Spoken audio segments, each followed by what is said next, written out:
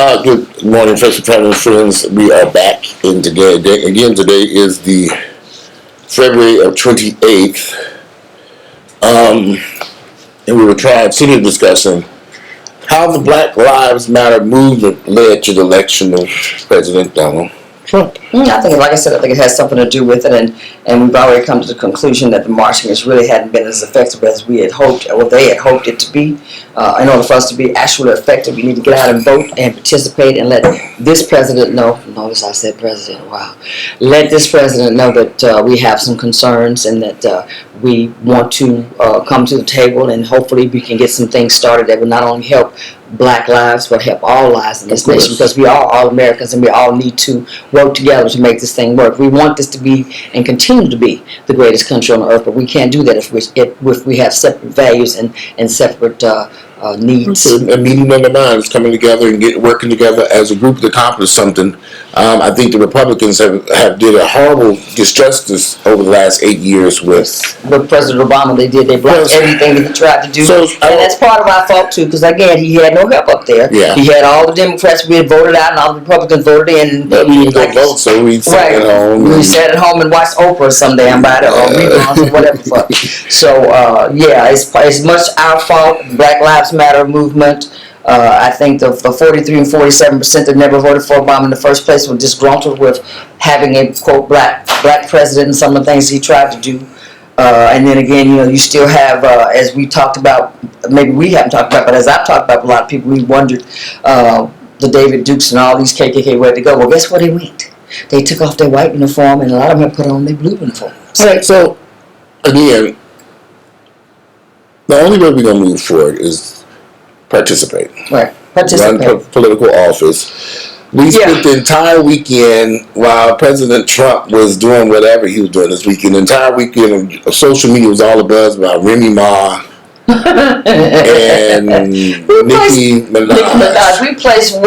We as black people, and especially our young generation, we place way too much importance on the Kim Kardashians and the Nicki Minaj's and the, what's the girl name you just said? Remy Ma and all these other folks. We place way too much attention on our football players, our basketball players, our actors and actresses, all these people that have plenty of money. Are black people responsible for the plight that they're in right now? Is it their fault?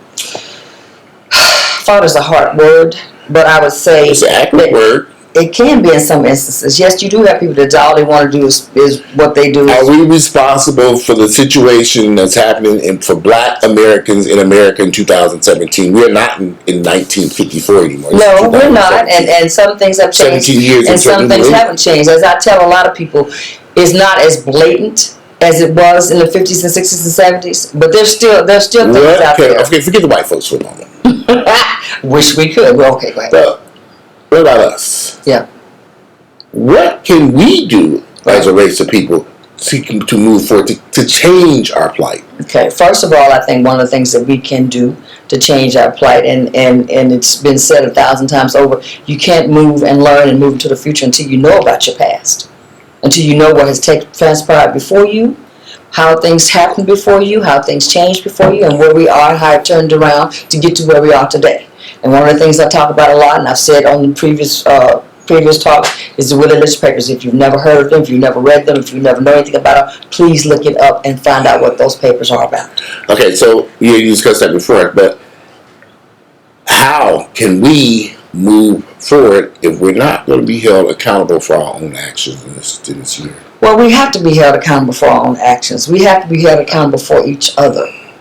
We have a problem. We as black people, and I have to admit, I have been guilty of it, and I've tried to grow from it, is the colors. We are a beautiful rainbow of people, but we tend to have more significance, and we attach more significance to the lighter skin as opposed to the medium or the dark skin. We're all black Americans, and we need to learn that and learn to love one another first, because if we don't love ourselves, nobody else is going to love us either. The prison system full of black folks. Yeah. Are we responsible for this in any way?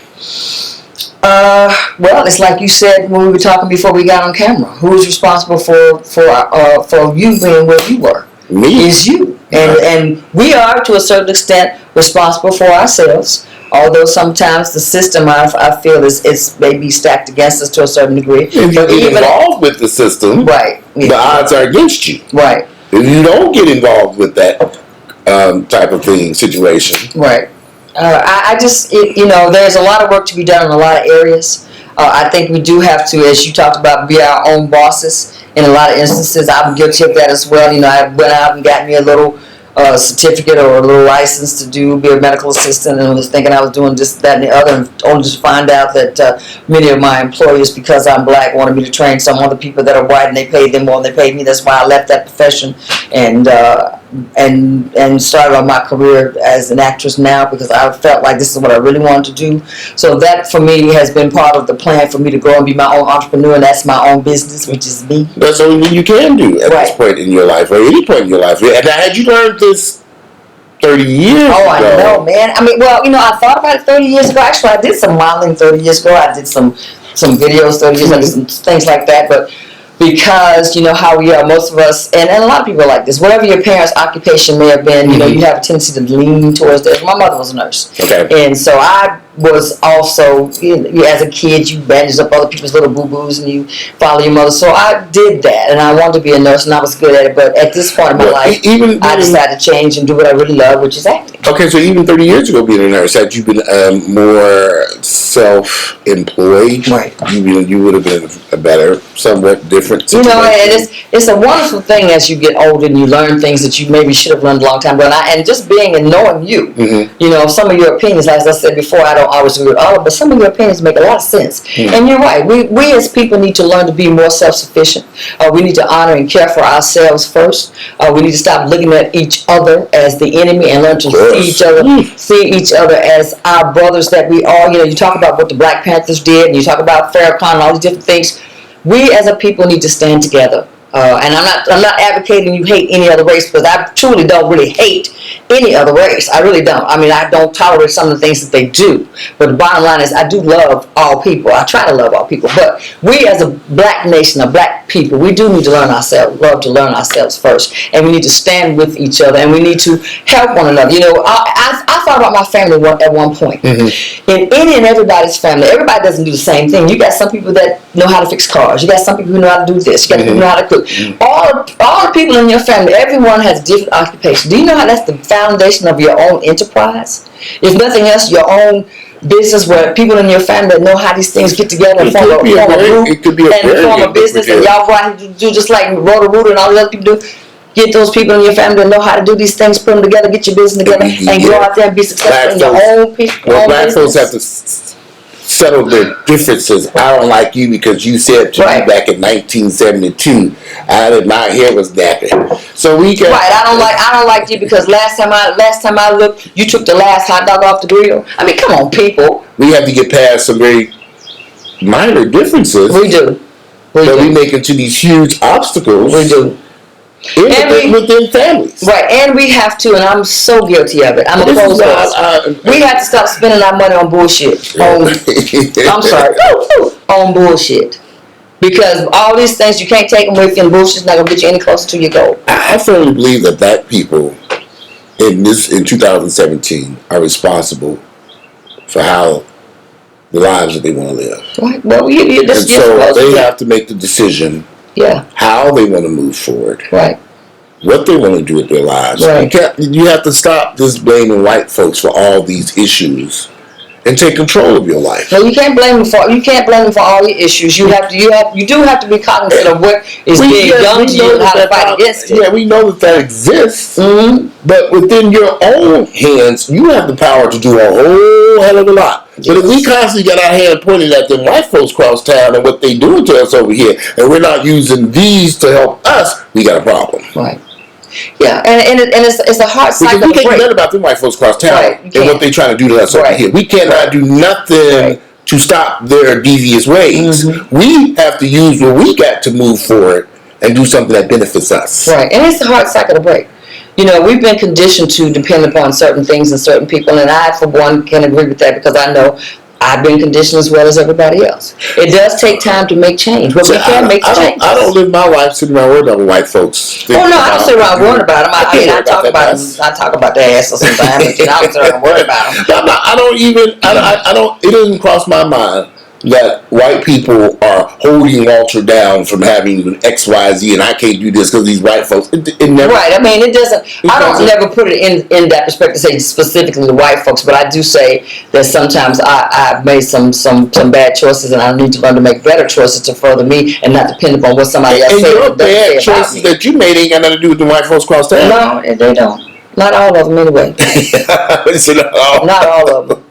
You know, I guess I could have went to see. Is it complicated for black people to just get that out their head that there's obstacle that white America is holding it? Because I go through YouTube and I look at all this mess, all these videos, all day long. You got Dr. Boyce Watkins, you got Yvette, all these different people, and they constantly beat the same drum every single damn day about white folks and white privilege and white this and white that. I'm sick of it. Right. We need to educate ourselves and understand where we are, what we need to do, and what we need to do to go forward. And you can only start doing that when you do it within yourself and for yourself. And everybody can say whatever you want to say about people too. But ultimately, it's your own decision to do what you can do for yourself and be who you are for yourself. And it starts with education, and it starts with knowing that if you really apply yourself and you really want something and you really have a goal, you go out there and get it, and it will happen. The universe will help you. We focus so much on white privilege that we forget that there might be such thing called black privilege. I think there is in certain areas and certain things that we do call black privilege. I mean, think about it. How many times, if you can recall on the playground, if you have a school of mixed kids and y'all get ready to play basketball, how many times did the little black boy get chosen on the little white boy? That's black privilege. Because we know he can play the game better. In most instances, not always. I mean, Hampton was a good player too. Still, that's learning to use with your God-given talents, your own skills to be who you are. It could be anything. You know, we're not only athletic, we're very smart group of people. If we would simply use our brains and not stop depending on others to show us how to use our brains, learn to read. More focus on black privilege and black ideas and black thoughts to move us forward instead of. And by focusing on what black people mean, that doesn't mean that you don't like other races. It just means that you know how to move yourself forward. It doesn't depend on somebody else. And I'm just as guilty. Don't let me fool you. I'm just as guilty as everybody else. I'm learning and growing too. And I hope some of our talks will help others to learn and grow too. That's the whole purpose. We want to inform. We want to make sure that you are learning and growing too. It seems like black folks are kind of stuck. Yeah. I mean, I've been stuck myself. You know how, like I said, we talked about some other things too this morning about, we talked about the Bible, and we talked about religion, and we talked about cults. And I can admit that I had a friend who's in a certain type of religious something, and she was telling me that there is no God, and I was so distraught. It was ridiculous for seemed like a month or so. I just couldn't seem to get myself together. I was crying the whole 9 yards because I'm leaving and believing all this so crazy stuff that I'm hearing. So her comments about there not being God really affected you that bad? Oh, it did. It really affected me that bad because, you know, I was raised as a Christian. My mother, my grandmother, you know, father, we went to church every Sunday. You know, you had Sunday clothes, you had school clothes, you had play clothes. You know, when I was growing up, you didn't go out here in your best clothes and play. You still view religion the same way you viewed it as a child? No. Okay. I don't. So your thoughts have changed. My thoughts have changed and matured, and that's because of the experiences that I've had and knowledge and growing and seeing the world and being exposed to lots of other things. And that's how you grow. You expose yourself to other things. You take the good, you take the bad, you throw away the bad and keep some of the good. And I think religion is dangerous. In some instances, I think it is too. Mm-hmm. You know, I think overindulgence is too much of anything can be harmful. It's just too harmful. It's very simple. Overindulge in religion. It's very simple. The medicine and everything else. A little bit of something does you good. Too much of it overflows. A little bit of coffee is good for stimulation, but you keep drinking that shit, you're gonna be pissing this shit. I'm sorry. You're gonna be doing all kinds of stuff that you may not want to do, drinking all this coffee. Yeah, I know I'm just drinking in the morning time. Okay, but I mean anything. You know, you can too much sex is not good. You know, they say something, too much sex makes you go blind. I don't know. I'd like to have blind in one eye. I don't know. Maybe sort of, but I'm just saying. And I ain't never heard that one. Yeah, baby. They say you get too much of that sex, you have to be blind. But hey, blind me, damn it. Woo! But anyway. Too much anything can sometimes be overindulging. You know, as we say, too much food is fattening. You know, too much exercise, especially as you get older and don't know how to do things, you can hurt yourself. I know as we get into the next video, I'm going to point out some instances. There was an incident in the gym recently where I was in the locker room, and there's a guy who goes to my gym, and he's a little And he's maybe autistic. Okay. And he's in the gym. He's working out. He's an overweight guy. Very friendly guy. He's always smiling. Yeah. Hey, Walter, how are you? He's an older guy. He's got to be 40ish, maybe. No, I wouldn't say it's 40. I'm thinking he's somewhere in his 20s or something. He's in the gym working out. I see the MARTA drop him off the handicap bus. Yes, drop him off up there. And he comes to the gym. So I saw him in the gym. I was doing my cardio. He was a few machines down. He waved at me and stuff. Hey, Walter, how are you? And I'm like, okay. An hour later, I'm in the locker room. He's in the locker room crying. And I'm like, what happened? He's like, well, somebody they called me a faggot and they were attacking me. I was like, okay, what?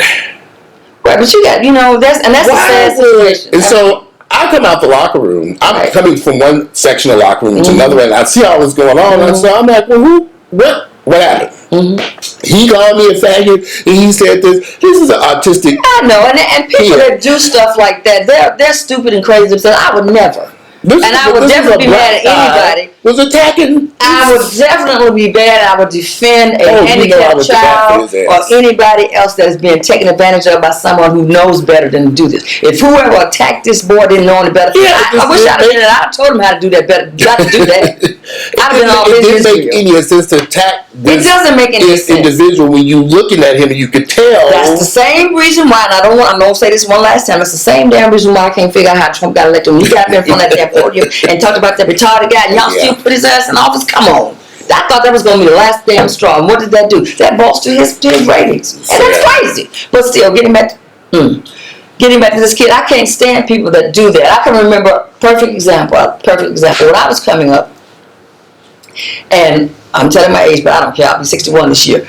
When I was coming up, they did busing for racial equality in schools, okay? They did busing in schools. And I can remember... In Tennessee or Detroit? In Tennessee. Okay. And I can remember when we first got to Afros was a big thing and everything. And I remember this white guy. I remember hearing her saying, one about the hair, how we did her hair, whatever. I come out of the gym. I was a basketball player. Come around the gym, come around the annex. And I had this big black girl who was jumping on this little white girl. And knowing me, I got in between them. She was like, the big black girl was here. I was here. The little white girl was there. And I was like, what are you doing? She said, hey, you're just talking about my hair. I was like, girl, she ain't talking about your hair. Yes, you. I said, no. She just said she wondered how you did your hair that way. And how'd you get it that way? I said, do you even bother to ask her what she said? Well, no. I said, I'll tell you what. If you want to fight anybody, you fight me. She's like, I don't know, Perry, I ain't got to do. I said, well, if you don't want to fight me, then you need to let her go. All I'm saying is sometimes in instances and circumstances that we're in, until you actually know the facts about things, don't say anything, don't jump on anybody. And for God's sake, don't pick on people that are less than you, whether they're poorer than you, smarter than you, younger than you, autistic. People that are lesser in whatever avenue than you, leave them alone. Be thankful and know that you're blessed to be who you are and have all the senses and money and whatever that you have. Now, in that incident, I got involved in that, and it escalated. Yeah. And I had to bring everything down because I was about to whip that nigga's ass. And I said, let me bring this down. I ain't got this stupid. And I said, and I'm like, okay, you don't understand this boy got some problems. Yeah. I didn't want to say what, I'm just saying, look at this young man and treat him. But you have people that do that, and I hate people that are like that. But maybe he didn't know if this boy was autistic. I don't know. That's what I was trying to figure out. I mean, I can tell by looking at this. Then he's stupid himself, because anybody who in their right mind can see the difference between an actual normal person and someone that's autistic. I'm sorry. When their DNA is messed up like that, you can not only see it in their mannerisms and their talk, you can see it in their eyes, you can see it in their physical form. Yeah. But anyway, we're gonna wrap it up for right now. We're going to get back to you later because our time is running out. But we're going to have another video for you real soon. We'll be back. We'll be back.